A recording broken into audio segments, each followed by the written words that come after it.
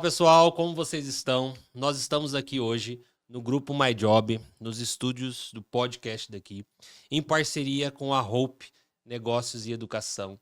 E hoje nós vamos ter um bate-papo especial com um cara que saiu direto de Mauá, foi parar em Alphaville e hoje está aqui conosco. Efraim Santos, muito prazer. Fala, Tiagão, obrigado, primeiramente, pelo convite. É sempre um prazer poder compartilhar e, através da minha história, poder ajudar outras pessoas aí. Como você falou, MM eu falo, né? De Mauá pro mundo. Tamo aí. Bacana. E é claro, não tem como. A gente, quando fala em sucesso do cliente, para o cliente ter sucesso, antes de tudo, nós precisamos estar bem. É de dentro para fora. Então a gente precisa falar um pouquinho disso. E a primeira pergunta, é claro, é sobre a sua história. Como tudo aconteceu? Da onde você saiu para onde você está hoje? Queria que você compartilhasse um pouquinho isso conosco. Tá, vamos lá. É um pouquinho grande, mas eu vou resumir. Eu vim de Mauá, como você citou aí, morei 28 anos. 28, quase 29 anos em Mauá. Sou curitibano, nasci em Curitiba, vim pra Mauá com 1 ano de idade e desde então morei minha vida inteira lá. Eu, minha avó e mais 3 irmãos. Nós somos em 7, um que faleceu, éramos em 8, mas morei com 3 irmãos e minha avó. E durante a minha infância, como a grande maioria eu acho, foi uma infância meio turbulenta, meio complicada. A gente passava muita fome, muita dificuldade lá. Minha avó pedia comida na rua, meu avô bebia, chegava em casa, quebrava tudo. A gente morava na beira de um rio, então a casa enchia. Qualquer chuva que dava, qualquer balde de água que você jogava dentro do rio, enchia dentro de casa. Então foi uma infância meio conturbada, mas que me trouxe até aqui.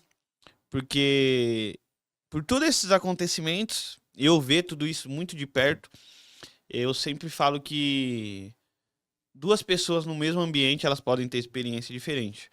E aí, muitas pessoas no que eu vivi, da onde eu vim, nesse mesmo contexto de favela, de passar dificuldade, de passar fome, acabam seguindo a manada e realmente fazendo as mesmas coisas que eles veem, né? Roubando, usando droga, bebendo, mulheres se prostituindo. Eu vi tudo isso de perto e falei, eu não quero isso pra mim, porque eu preciso mudar a vida de uma pessoa muito especial, que era minha avó. Com 9 anos de idade, vi ela chorando porque foi humilhada pedindo comida na rua. E aí, naquele dia eu pensei, eu preciso ser diferente, preciso ter sucesso na vida pra mudar a vida dela e fazer despesa. Pra mim, isso era mudar a vida dela, fazer uma boa compra. Que a gente não tinha.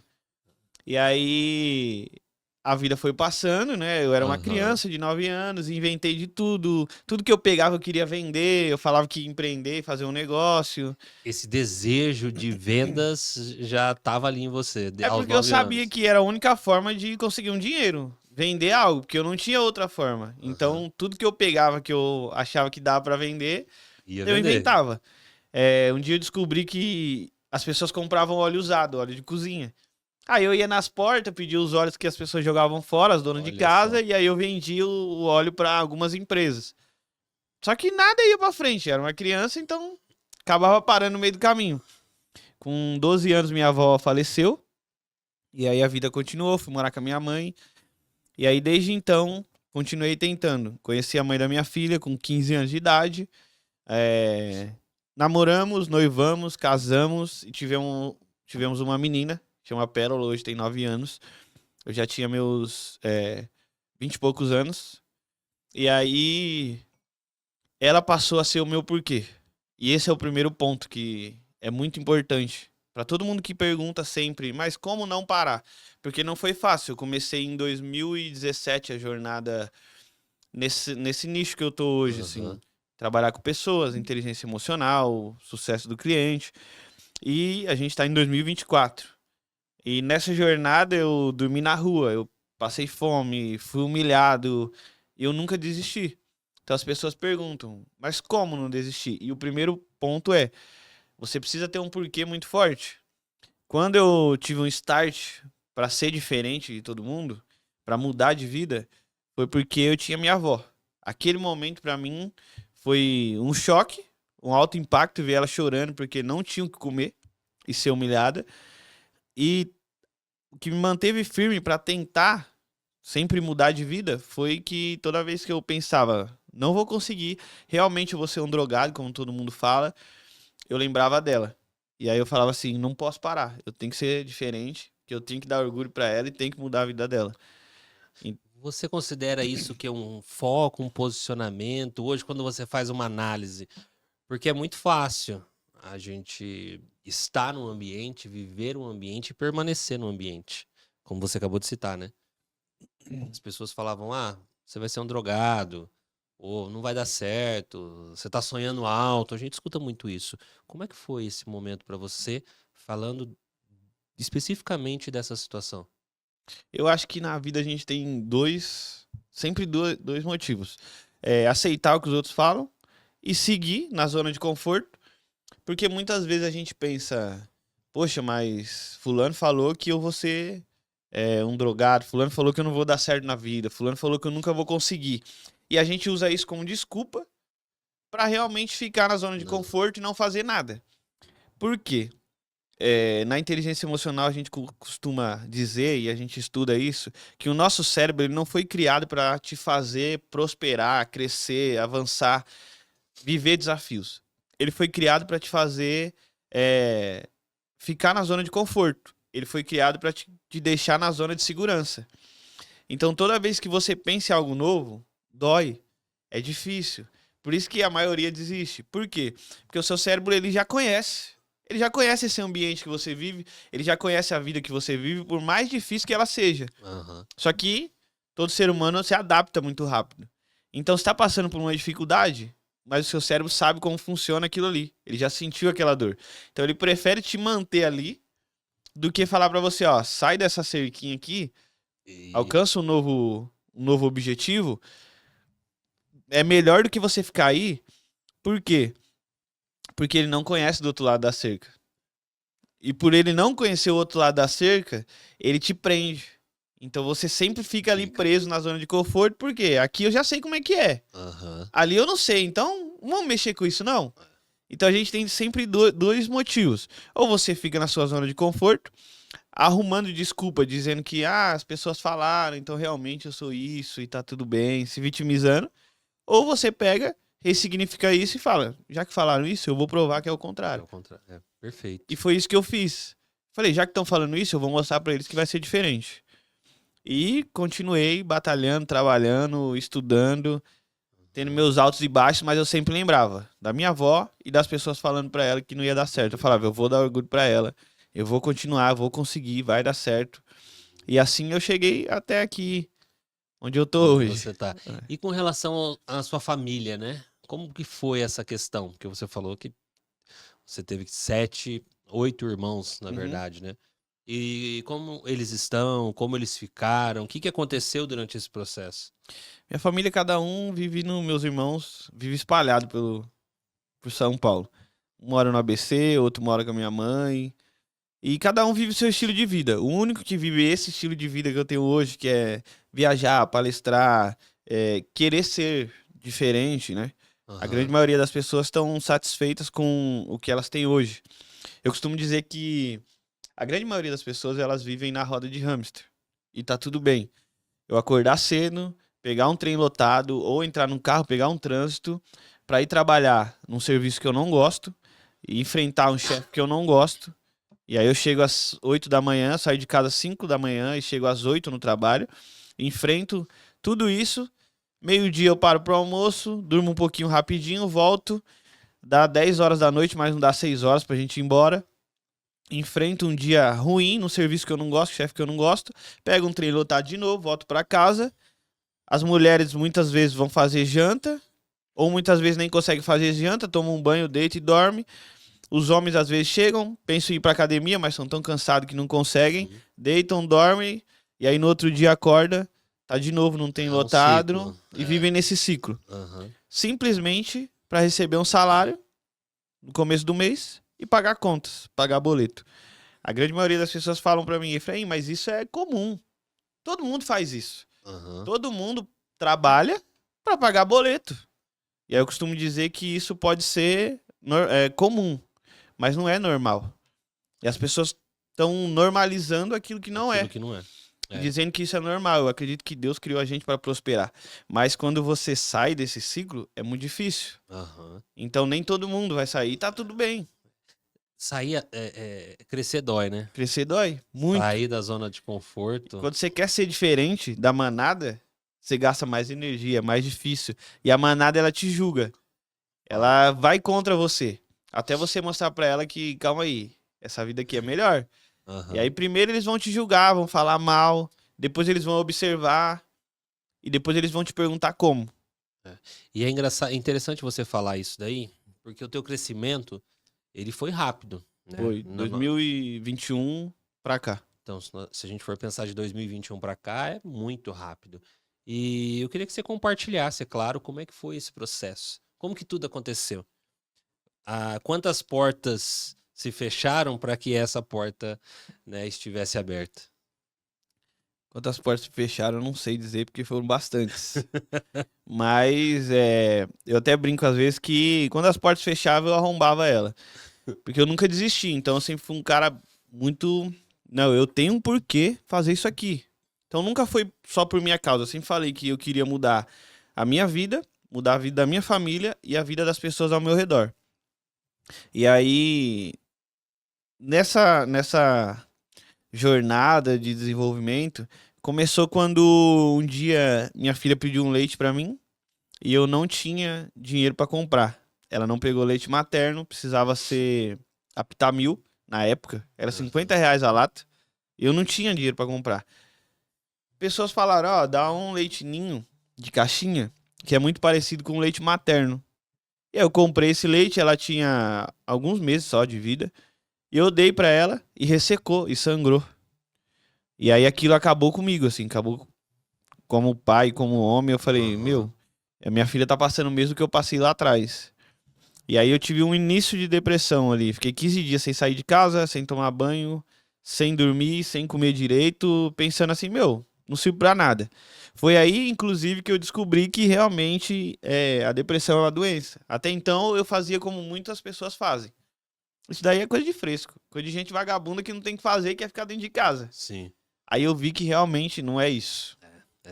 Vai muito além. Muito além, é muito louco assim. Só quem passou que sabe dizer como é que é. E um amigo me chamou pra ir pra um curso. Era um pastor e ele falou, tem um curso que eu acho que vai te ajudar muito. E aí eu quero que você vai. E aí era um curso de coach na época. Que bacana. E aí eu fui, isso era 2018, 2017 pra 2018. Fui, participei desse curso, realmente mudou minha mente. Eu não tinha dinheiro, mas minha mente já era outra. Eu falei, eu consigo fazer, dá certo. E aí comecei, falei, eu quero ajudar outras pessoas com isso, então eu preciso estudar isso. Perguntei pra ele se eu podia trabalhar pra ele de graça, em troca de ir nas palestras, em troca de ir no evento. Ele aceitou, comecei a trabalhar com ele, aprender muito. Depois conheci um outro cara no sul, no Paraná. A gente fez um evento junto, onde eu trabalhava para esse pastor, e ele tava, e ele falou, cara, você é muito bom no que você faz, você não quer trabalhar comigo no Paraná e tal. E era meu sonho, eu falei, eu quero, larguei tudo. Falei pra mãe da minha filha, pra minha filha, ó, eu vou ir, que eu vou ganhar dinheiro pra mudar a vida de vocês. E fui. Aí lá, algumas coisas deram errado, aí eu tive que dormir no chão, lá eu tive que esperar alguém ter algo pra mim comer. Olha. Porque não tinha. Então, essas portas, eu falo que mesmo assim eu não desisti. Por isso que eu falo que eu ia arrombando elas e continuava seguindo. Nessa jornada eu conheci uma moça, que ela vivia nos cursos também. E aí, numa situação que eu fui humilhado, ela acompanhou de perto e tal. E isso passou, né? Tô falando bem resumido, passou. Deixei pra lá e agradeci e segui. Um ano depois ela me ligou. Ela falou, ó, Efraim, eu tô aqui em Alphaville, eu preciso de alguém pra trabalhar comigo, tem que ser alguém de confiança e tem que ser você. Eu falei, eu não vou mais porque já perdi tudo que eu tinha. Eu separei por causa do trabalho, tentando meu sonho. A gente era novo, separamos, então perdi minha família, perdi tudo, literalmente. E aí eu falei, não vou mais me desgastar com isso. Hoje eu ganho aqui meu salário de 1.200, pago minhas contas, pago a pensão e tá tudo bem. Tô perto da minha filha, consigo ver ela sempre.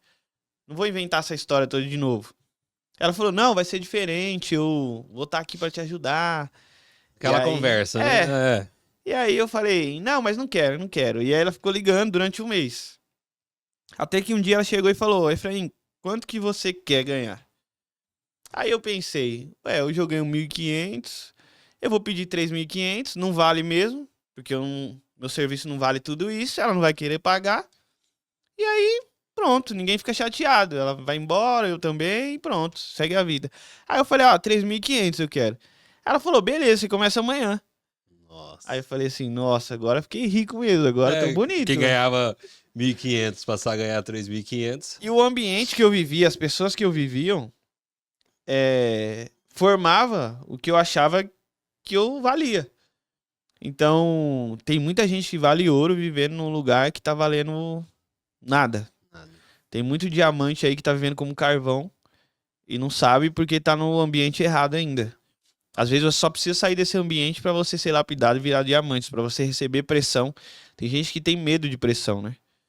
Mas é na pressão que você cresce, é na pressão que você é lapidado, é na pressão que você vira um diamante, é na pressão que uma pérola aparece. Então tem gente que tá vivendo aí dentro de uma ostra, sem valor nenhum, simplesmente porque tá no ambiente errado, com as pessoas erradas. E aí eu aprendi isso, que eu achava que valia nada, valia R$ 1.000, mas na verdade eu valia muito. Tinha muito conhecimento, tinha muito conteúdo, muita coisa pra mostrar, só que tava no ambiente errado. Bacana. E aí, segui pra Alphaville. Cheguei com a força, com a coragem, sem saber o que era o sucesso do cliente. Sabia que era atendimento, sempre trabalhei com pessoas, com o público. Sabia o que era atendimento, mas não sabia o que era o sucesso do cliente. Para mim, o sucesso do cliente era um pós-venda, era um suporte. Mas o sucesso do cliente é uma estratégia muito maior do que isso. Que visa experiência, jornada, você criar indicadores, e você criar touch points para você medir a satisfação do seu cliente. É muito mais, é uma ferramenta muito mais completa que eu costumo dizer que ajuda você a fidelizar seu cliente, a faturar mais, investindo menos. E quando eu fui conhecendo, eu falei assim, cara, isso é muito legal. Porque além de poder ganhar, ajudar outras pessoas a ganhar, eu continuo lidando com pessoas. Mas é interessante assim. Pode falar de novo, acho que isso daí dá um corte legal para você sobre o que é o sucesso do cliente, que eu vou deixar a câmera focada. Ele é aberto, mas ele focado, que a gente pode fazer um corte bem legal. E arruma tudo, tá assim. Não, mas eu vou fazer a pergunta agora. Eu vou puxar pro estado ainda. Faz a pergunta e a resposta dele, você dá um segundinho para poder o corte e não ficar aquele no meio da fala dele, sabe? Deixa ele fala, respira e eu corto para você.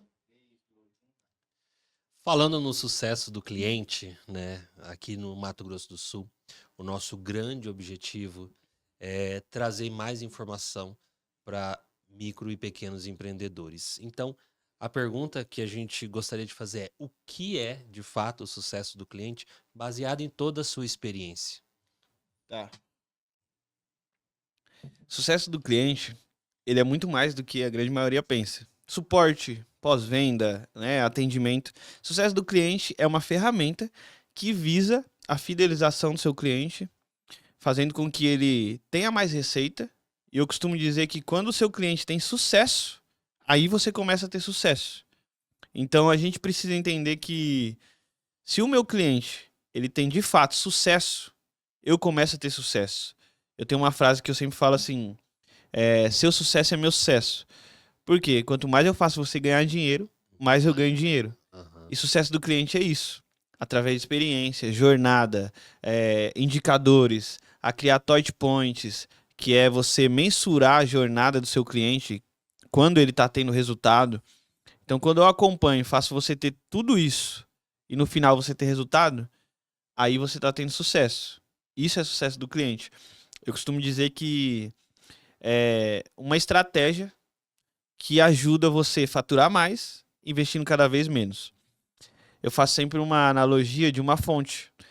Não tem aquelas fontes artificiais que você compra nas lojas de água, você liga na tomadinha.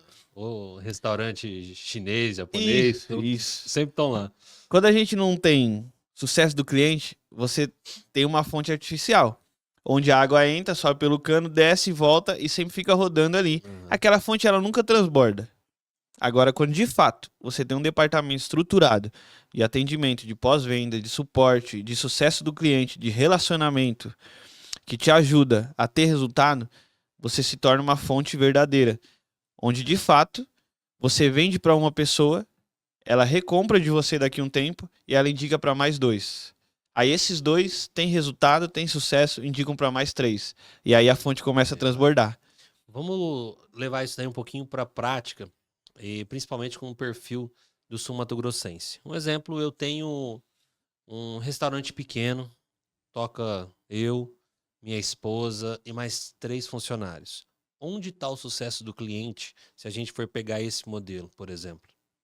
Modelo pequeno, onde você não tem muitas ferramentas, não tem muitos colaboradores, você precisa já implementar uma cultura de sucesso do cliente. O que é uma cultura de sucesso do cliente? Um bom atendimento, uma boa experiência, uma boa jornada e você tem indicadores. Tudo isso você não precisa ter muitos colaboradores.